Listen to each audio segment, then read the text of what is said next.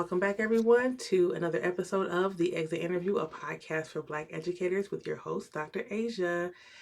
Another guest, another day, another Black educator. I'm here today with Vanity Jenkins. She's here to share her story, and we're super excited to hear it. She is a TFA alum. We have seems like a lot of TFA folks on our podcast. I'm not saying it's a pattern, so don't jump down my throats, folks. I'm just saying I'm noticing is that we've had a ton of TFA folks. So love to hear your story. And we always start off with that first question. What made you decide to go into education? What's your story? Awesome. Thank you so much for having me, Dr. Asia. One thing that TFA does well is it gets people interested in education who perhaps might not, would have thought about it. You might want to have a whole another podcast about the things that are wrong with it because I can give you a lot of information there. That's real. Um, but yeah, so I was actually in undergrad and I was planning on majoring in sports management. I was a basketball player, and so I was like, yeah, this is what I want to do. And I was taking a sociology of education course. And that's where I learned about the correlation between the test scores of third grade Black and Latino boys and their likelihood to end up in prison. And so in that moment, I was like, nope, I'm going to be a third grade teacher and we are going to not let that happen. However, I was a junior at the time. So I was trying to figure out how was I going to become a teacher. Mm-hmm. Um, I was at Rutgers University. They did have a 5-year teaching program with a master's. So I was looking at that. I was also looking at Sarah Lawrence. They had a 5-year master's degree program. And around that same time where I'm trying to figure out how am I going to get into the education space, a recruiter from Teach for America contacted me.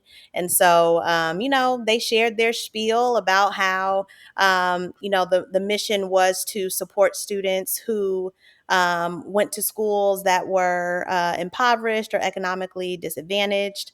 It sounded very aligned to what I wanted to do. And that route seemed like it would be the quickest and most effective way at getting me the licensure that I wanted based on kind of where I was in my undergrad experience. In order to do the Rutgers program, I basically would have had to start back over as a freshman. And I'm like, these loans are already crazy. I'm not trying to do that. That part. Sarah That part. Lawrence was also very, very expensive. And so it seemed like the best fit. And so that is why and kind of how I joined education. Left New Jersey and was placed in the Mississippi Delta at the time.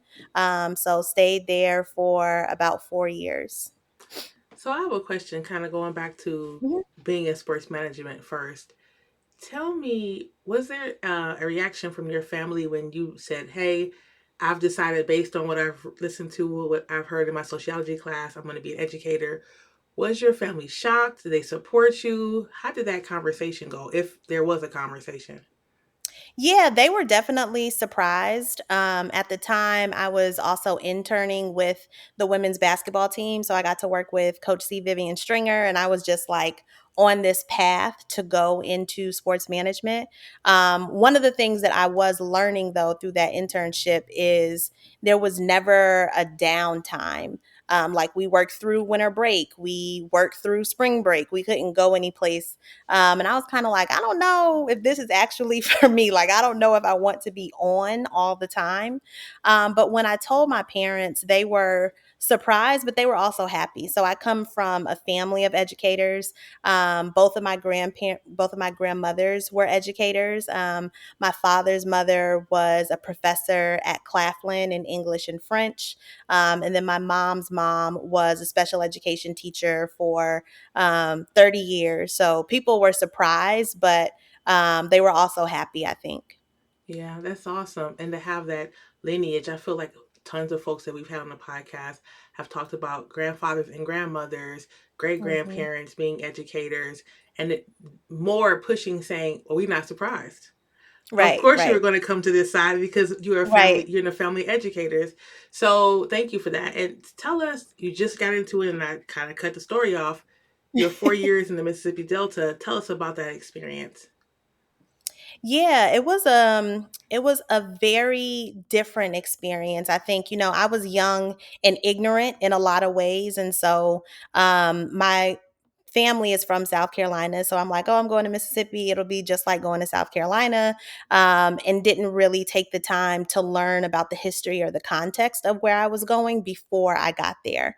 And so I definitely think that was a mishap on my part, because context is just incredibly important no matter what you're doing. But especially as a teacher, in order to teach someone, you have to know the people that you're teaching. And I think that I took that for granted, because I was Black, right? I'm like, okay, it's going to be Black people from the South. I've been in the South, every summer at my grandma's house, it'll be fine. Yeah. Um, and again, just didn't understand the need for that historical context and understanding. Mississippi is a very, very different place from where I grew up. I taught in Marks, Mississippi, which is in Quitman County. It was where Martin Luther King started the Poor People's Campaign. It was the poorest county then, and still is to this day. So the level of poverty was also very, very different.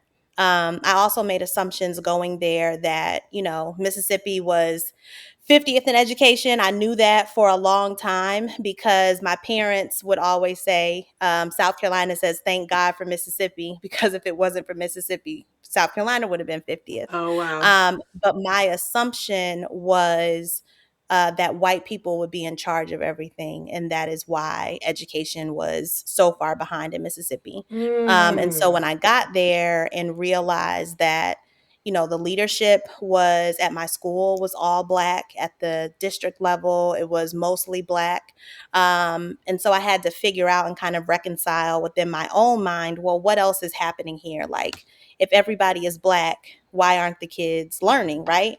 And so had to, again, just do some deeper understanding, deeper knowledge building, deeper contextual understanding of how the systems at play in rural Mississippi still position Black people at a disadvantage, even when Black people are in leadership. And so had to do some more learning there. I love that you talked about studying the historical context of the district or the county or the area, because that, first of all, you're the first person who's come on the show and said that. And I think about some of the HR strategies that I've heard folks use, talking about specifically from Colorado, going to HBCUs and bringing folks here. And then some educators don't last more than a year. And I Mm-hmm. wonder about those folks who are coming from the East Coast, from the South, not taking their time to think about the context. Maybe it's like, oh, it's going to be snow, so I'll learn how to Right. ski, or whatever people assume about Colorado, but not thinking about who is how the school systems are set up, what policies are there to support or that harm children of color and white children also.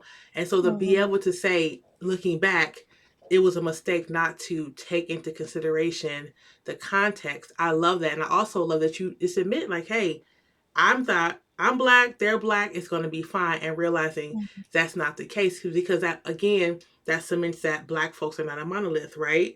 Just Mm-hmm. because you're the South and a Black person one place doesn't mean you're going to be the same somewhere else. So I love that. Thank you. Please continue. Mhm, mhm. Yeah, I definitely think those things are something that we overlook, especially with all of the media now around needing more Black teachers. We forget that a large reason why we don't have Black teachers is because of integration policies. My uncle was one of the first people to integrate his high school in Orangeburg, South Carolina. And him and my father often talk about how much more rigorous their all Black education was, how Yeah. much more prepared their all Black teachers were, the level of excellence that was demanded of them at their all Black school, and how that basically just fell flat when they went to an integrated school. The coursework wasn't as rigorous. The coursework was easy in a lot of cases. They weren't held to the same expectations. Their teachers weren't as bright. And so we forget that a reason why we don't have Black teachers is because thousands of them lost their jobs. Teachers, principals, admin, post integration, the Black folks were the ones to lose their jobs, not the white people when schools integrated. And so all of that historical context is important. And I think we often forget about the how we got here and we just Mm-hmm. jump into trying to solve the problem. But for me, a Black girl, who was pretty much raised in New Jersey, coming to Mississippi where I don't understand the culture, I couldn't begin to solve a problem if I don't really understand what's happening. And so, like I mentioned, knowing that it was where Martin Luther King started the Poor People's Campaign, I didn't know that in my first year. And I didn't have both the contextual knowledge from history, but also the history from talking to people.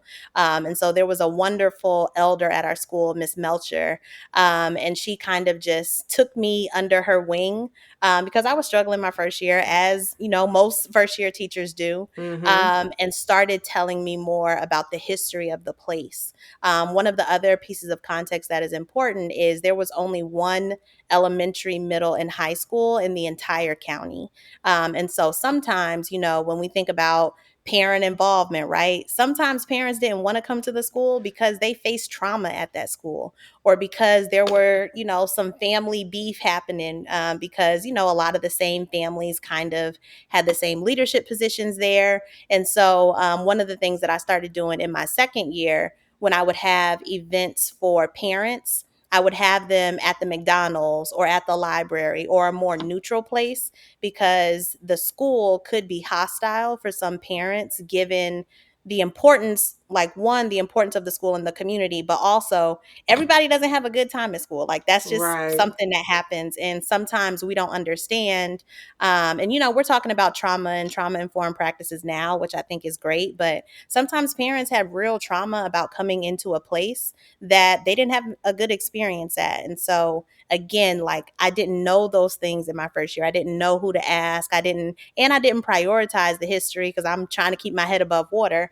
But all of those things really impacted me in my second, third, and fourth year there, because I had a better understanding of how to support not only the students, but the families. Yeah, this idea of having gatherings and meetings outside the school space should be common sense, right? Hmm. Where we need to be where the families are. We need to be Right, in community, at the swimming pools, at the churches, at the parks, holding these gatherings, at a McDonald's, wherever it needs to be, right? So that folks right, feel like they have a place where, oh, I know where that is and I belong there. And we go into the right, places where they belong because we need to be the guest in that particular space. But right, we right, we as teachers hold power in schools. Teachers, right. admin, school psychs, we hold power. And I don't think that folks think about it that way because for so many of us, school was a good place to be. And so we can't Hmm. imagine it being anything different. Yep. Yeah, yeah. So in your 4 years, you taught what grades? And then is that, I know that you were in education a little bit longer than that. So tell us about that Yep. as Yep. well. Yeah, so I taught just about every grade and every subject at some point. I was at a middle school. So my first year, I was the fifth grade ELA teacher. My second year, I looped with my kids and taught them sixth grade English, which I was so grateful for, because I was like, I can make up for the mistakes in my first year, Yes. and push you all a lot farther because I was just a better teacher in my second year. And then in my third year, I started off as an interventionist, but we had a lot of gaps that year, with positions not being filled. So I taught seventh grade math at one point, sixth grade math, fifth grade English, eighth grade science. I was kind of just a floater until we could fill some of those positions. So that was a little bit of a crazy year for me. And then in my fourth year, I supported our gifted students in ELA across all grade levels at the middle school. I stayed in education after that. I didn't leave education. I did leave Mississippi, wanted to be closer to home. So I actually came to South Carolina, where I was a teacher coach for a couple of years.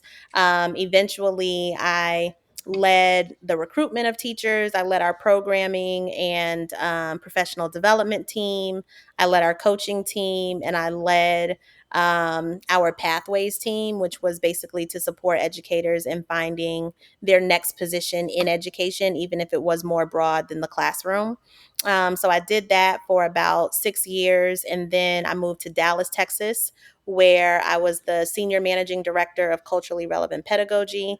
I was working for an organization that was essentially doing school turnaround, and they wanted their curriculum to be embedded with CRP. And so my team was kind of responsible for that. Unfortunately, that organization closed because of COVID. And so I left and actually opened my own school. So I was the executive director of a charter school in Cincinnati. Um, and that was definitely an experience. Absolutely loved my staff, loved our parents and families. But I didn't know, again, all of the kind of dirty politics that sometimes come with charter schools. When I was originally a teacher, I was very anti charter. I was like, I'm going to be a public school principal. That's it. I have no interest in charters. But as I started doing more work with principals and coaching them and supporting them, I saw how little freedom there was for public school principals to do what they know is right for their kids or to do what their kids or families needed. There is a lot of bureaucracy in public education sometimes. And so at that point, I was like, well, I can't be a public school principal because I'm going to want to do X, Y, and Z.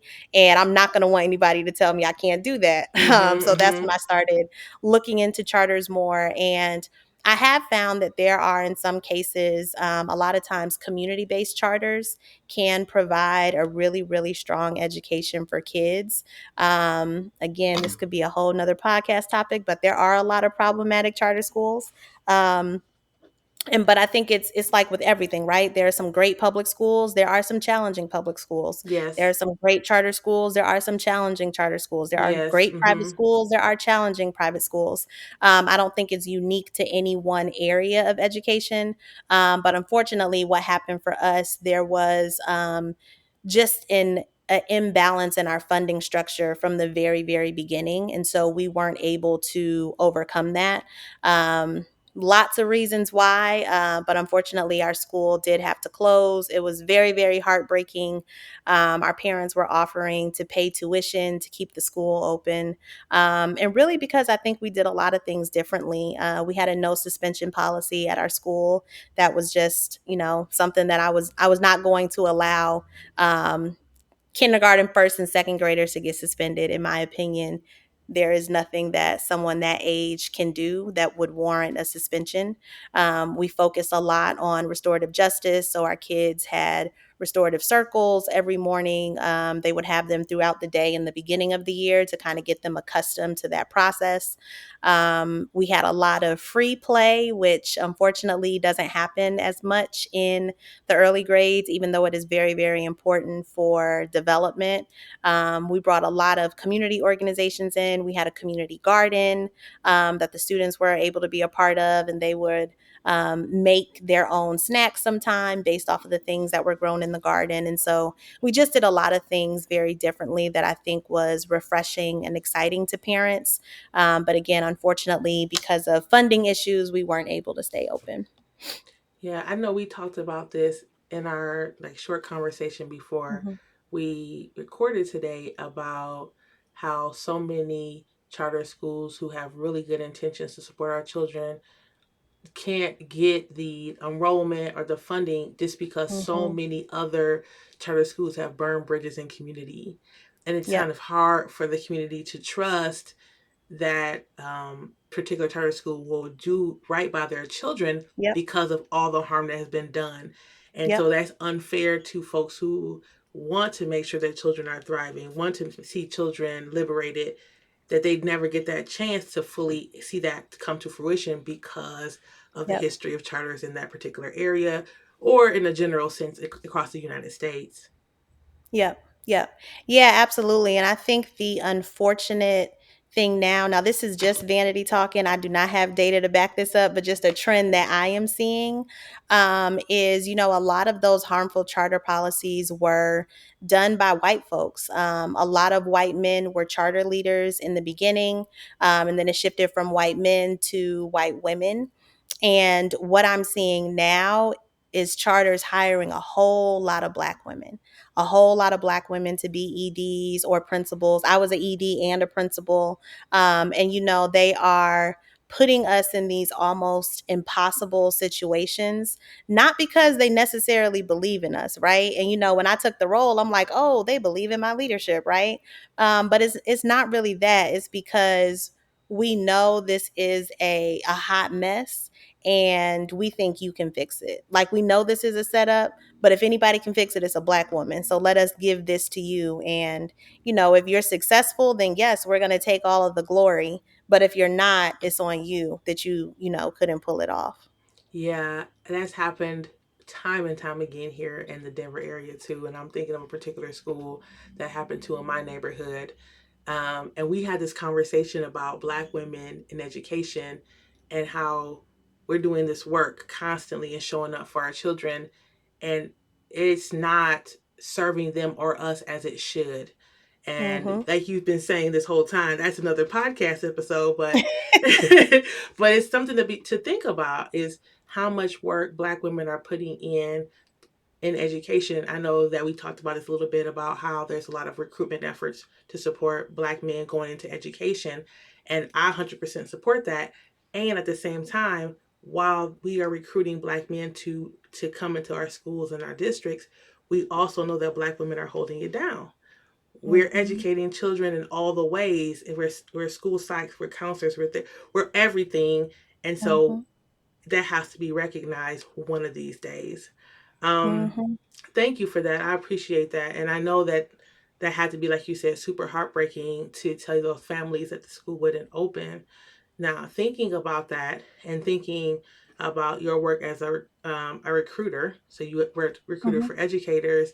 Mm-hmm. My next question is thinking about all the work that you've done, the places that you've lived, what do you think that organizations like TFA, school districts, unions, charter, public, private, what can they do to keep Black educators well, keep them well? Let's be very clear, and Mm-hmm. teaching in their area. What are some ideas that you have, if you have any? Yeah, absolutely. I'm gonna leave Teach for America out of the picture for this question, but all of the other entities that you talked about, number one, and I'm not the first person to say this, we have to tackle teacher pay. It is unacceptable what teachers are getting paid right now. My first year as a teacher, I made $27,000. And so literally could have made more being a manager at Walmart, right? Yeah. To teach people's children. When I moved to South Carolina, I showed my grandma the pay scale from one of the district that she worked in South Carolina, and it was the exact same from when she retired. And so we Wow. cannot have a conversation about wellness if we don't think about, Maslow's hierarchy of needs, if we don't think about the fact that people need to be able to live, Mm-hmm. especially in this economy with inflation. Teacher pay needs to be tackled. And I'm not talking about in a $10,000 increase. And I think we need a radical shift in how we compensate teachers. I think starting pay for teachers should be $75,000. Again, just given the amount of work it takes to be a good educator, I think that is not too much to ask, right? And a good educator is always working more than 7 to 3 or 8 to 3 or whatever your hours are, planning lessons, grading papers. I used to have to read 112 essays, right? Like, I can't Yeah. do that during the school day. And so, if we want to radically shift what is happening in the space, we have to start with teacher pay. The next thing that I would say we need to really think about, and the defunding of education, I don't think people realize that this has been a 30-year process. It's not like just one day we woke up and schools were defunded.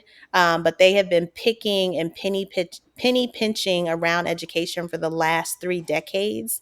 And so now we're at this point where we can really see that schools don't have the things that they need. But I think we need to go back to truly funding schools, making sure that teachers have manageable class sizes, making sure that teachers have professional development that is helpful, not just, some random thing that is not addressed to the needs that you have in your classroom. We need to make sure that teachers have supplies. We need to make sure that we have a robust curriculum and that there's time for teachers to internalize the curriculum. We need to Mm-hmm. stop changing curriculums every 2 years and going for something that is new and shiny. Yes. Um, we need to make sure that we have quality coaches for teachers. One of the things that we really focused on when I was a teacher coach was making sure that we weren't just going in and writing good job today, right? Like, what does that mean? But that we are using coaching models on 6-week cycles. We're focusing on one skill. We're making sure you master that skill, and then we're moving on to the next skill. And the skills are all connected to student learning and growth. And so if the kids aren't learning, nothing else matters. And that's something I used to tell our teachers all the time, with the conversations around critical race theory or conversations around DEI. All of those things are important. And I would tell my teachers, if you want to do social justice in the classroom, you need to make sure that your Black students are achieving at the highest levels possible. That is Pause. your social justice work. Right. That part. That is your social justice work. That's Yeah. exactly right. Close that access gap. Right, Thank you right, for and right, and that work supports generations of Black folks. right, So why don't you right, focus on? I love that you said that. Sorry to cut you right. off, but I had to No, stop it's you. okay. Yes. Because sometimes, you have a first or second year teacher asking me, well, how do I have a conversation with this parent about race? And I'm like, that parent is Black. They know that they're Black. You don't need to be the one talking to them about race. What you need to be doing is making sure that that Black child is reading on or above grade level, is performing on or above grade level on all standards. That is your social justice work, educating the children.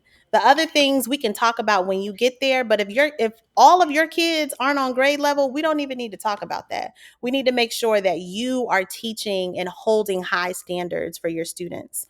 And so I think that, again, supporting educators and making sure that they have the tools to be successful and the tools to make sure that their kids are learning is another thing that schools can do. If I had to pick like just three, because I know I've said a lot, but if I had to pick just three, I would definitely say teacher pay, um, high quality coaching for educators.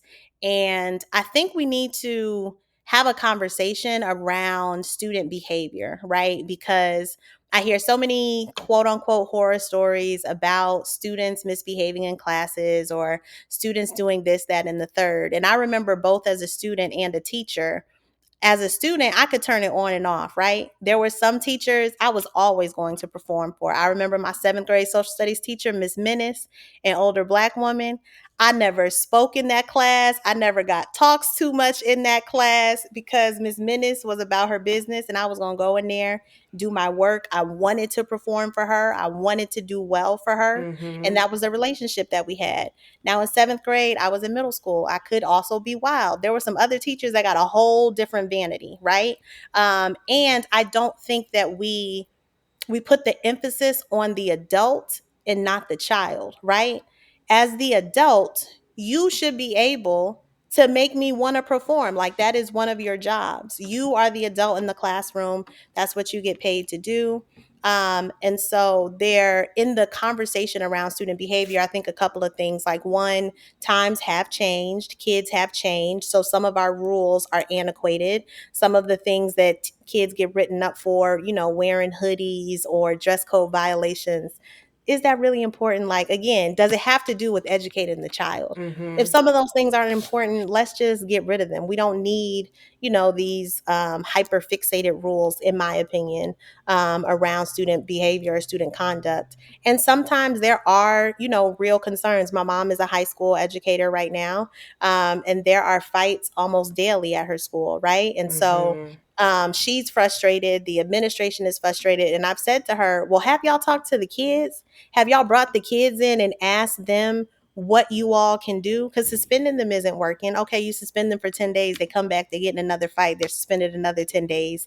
Now your attendance is messed up because you got all these kids suspended. And it just doesn't make any sense. And so I think that we do need to have more community conversations. We need to bring students in, middle school and above.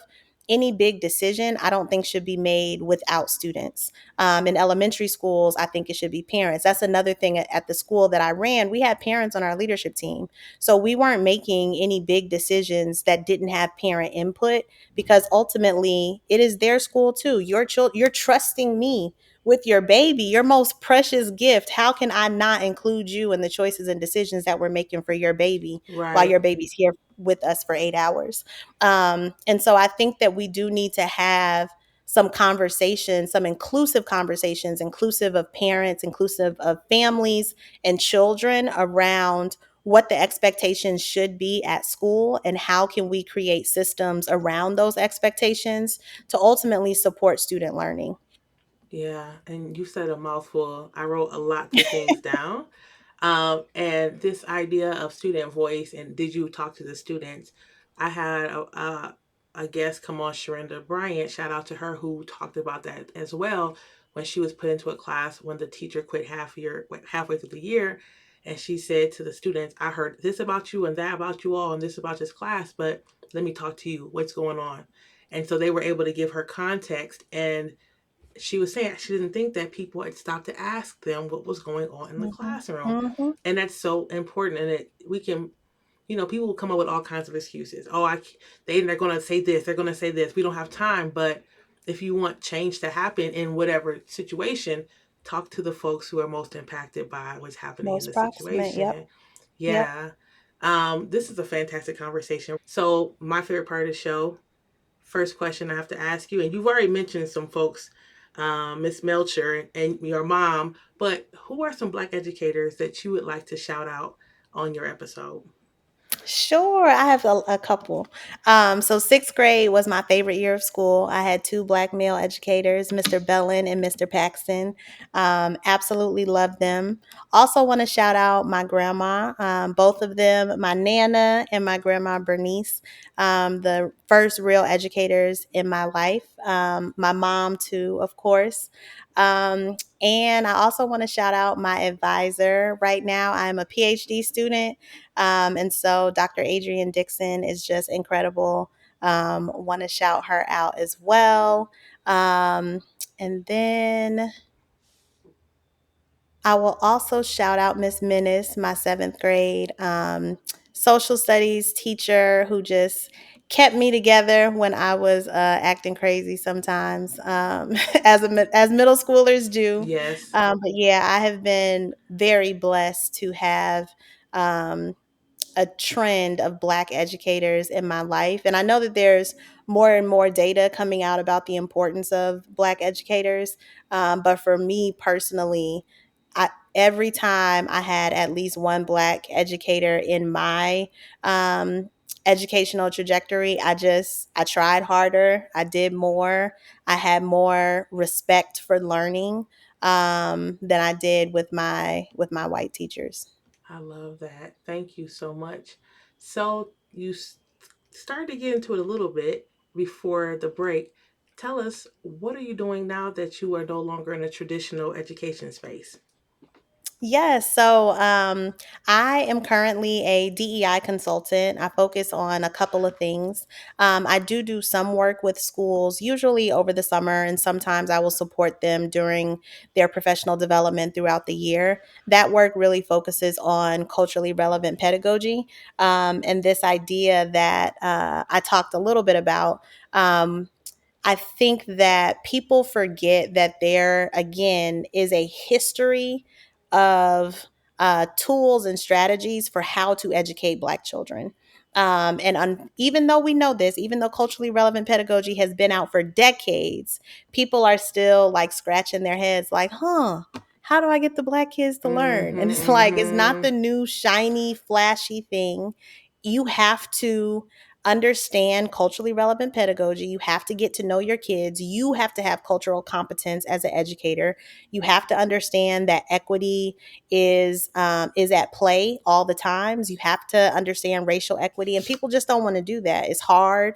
It's not the shiny, flashy thing. It's not, the new curriculum that promises to catch all your kids up in 1 year, and all of those things, like, they don't even sound genuine. They don't Yeah. sound genuine, but people and districts will buy on and latch on to them quickly instead of doing the longer work, which is talking about race with your white educators, helping your white educators understand their own biases, recruiting more teachers of color, and supporting those teachers of color once they get there so that they are able to stay. Again, going back to teacher pay, there are Black children are not the problem. The problem is the system that they have been put in, and this system that was never made for us. And a system that ultimately doesn't want us there, a system that already sees our deficits before we enter the building. And so, if we really want to change education for Black kids, we have to change the teachers, we have to change the policies, and we have to change the system of education that we're in. Yeah, I love that. And tell us, where can folks find you if they want to work with you, work with your firm to get support either in the school space or other spaces that you work in? Definitely, and I forgot to finish answering your question. You're So, fine. You can keep going. Keep outside going. of supporting schools, I also support organizations, specifically around DEI strategy. So, a lot of times, organizations will have, especially post 2020, they'll have a nice, shiny DEI statement, they'll have a DEI commitment, but their Black employees are still having terrible experiences at work. And so I help organizations understand how can we turn this statement into a tangible strategy that has goals that we can actually see, that we can measure, that we can figure out how we're doing. Because a lot of times people will have very lofty DEI goals that you can't measure, you can't track your progress. And so, really helping organizations put their money where their mouth is in terms of their DEI strategy, to ensure that the system actually changes for people. Included in that is usually professional development for the staff to learn about some of the things we've already talked about around cultural competence, around effective, inclusive management, inclusive leadership trainings. And then I also do a lot of work with women of color in particular. I have a fellowship with my colleague, shout out Rachel Vicente, and we run a fellowship for women of color.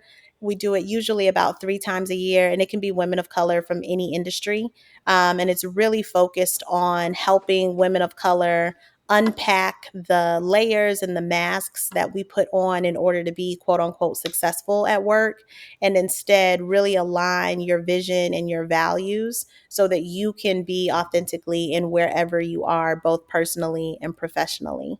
And then I'm also an executive coach. I do coach white folks, not a lot at one time. I predominantly coach people of color, That part. but I will take some white folks here and there. Again, really focused around equity, focused around DEI, and focused around values aligned leadership. So, if you want to learn more about any of that, you can definitely check out my website. It is shiftedconsulting.com. You can also find me on LinkedIn. I'm very active on LinkedIn. Vanity Jenkins, you can friend me on there. And then you can also follow me on Instagram and Facebook at Shifted Consulting. I love that. Thank you so much. And we will also have Vanity's information in the show notes. So you can also go on our website and grab those as well. And the links will be there. And then our last question, what's been bringing you joy these days? Yes, I love this question. And one thing that has been bringing me joy, I moved back to South Carolina in October. So just being home, being able to pick up and see my grandma, always brings me joy. The weather is bringing me joy. I love hot weather. I know a lot of people don't, but when it's 80 degrees, I still like have a jacket on. I Oh, enjoy wow. I really, really enjoy warm, hot weather. Being able to go to the beach is also very healing for me, and just Mm, watching the water, seeing the waves, always just replenishes my soul. My daughter just got into the Baylor TIP program. She's 9, so I'm very excited and happy for her. That's bringing me joy. Um, and just this, I think this moment in time that we are in, you have to be very intentional about joy. And so sometimes it's something small like seeing a butterfly, or, seeing a ladybug.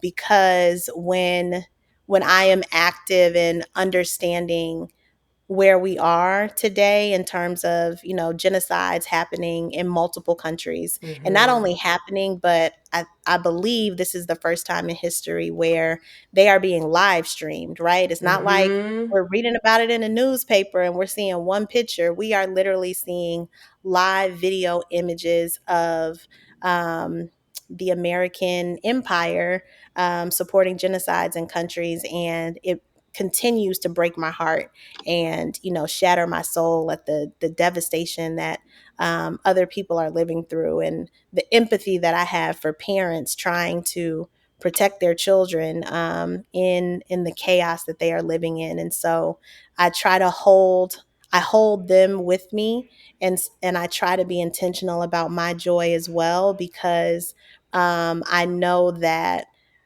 I can only fight if I have the clarity of my mind, right? And so if I Yeah. just get stuck in a cycle of depression or worry, I'm going to be that much less effective at being able to advocate and being able to fight for other people. And so I try to find joy in even the smallest things, so that I can continue to be an advocate and to support other parents, other people around the world who are just under the constant bombardment of dehumanization. I love that. Thank you so much. Thank you for coming on the show. Thank you for sharing your wisdom. Folks, make sure you reach out and talk to Vanity and get on her roster of clients. Don't drive my folks crazy now, right? But definitely see how about having her come to your organization to support. And I guess that's the end of our show. Thank you so much for coming on. Thank you so much. Thank you for what you're doing and talking to educators. We need to hear more from them. Again, that proximity piece. And so if we're going to fix it, we've got to talk to educators. So thank you. Yeah, no problem. All right, you all. We'll talk to you later. Peace.